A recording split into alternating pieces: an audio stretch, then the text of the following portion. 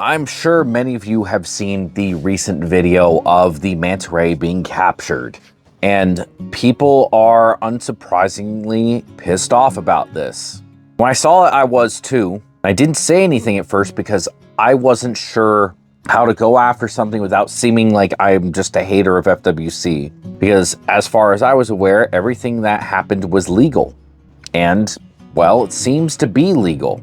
That doesn't mean that it's okay. I went down the rabbit hole to look up the regulations of the SAL license or Special Activities license. Basically, this license is there, so if you want or need to get anything done with a prohibited species, you pay a $25 processing fee, and as long as all of the boxes are checked, you can do whatever that special activity is. And this is a good thing to have because when it comes to protecting certain species, breeding them in captivity, releasing a protected species back into the wild, amongst other things, you need this license. But the tricky part is when you realize that the education/exhibition part is basically just tied together.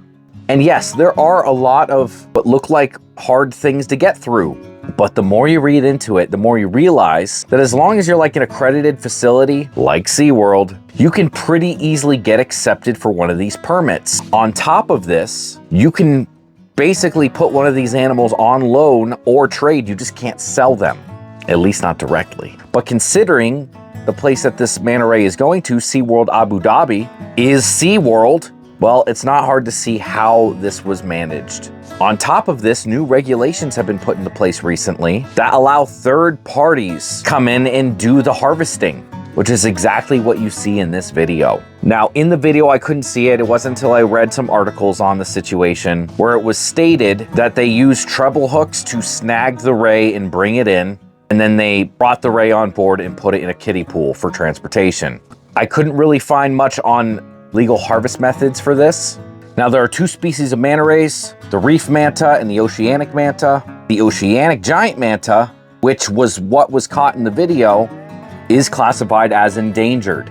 Basically, SeaWorld can use a permit designed for education and exhibition to collect a wild endangered species off the Florida coast to transfer to Abu Dhabi for educational or exhibition purposes. Basically, they're making money off of Florida's endangered species, which you can't do.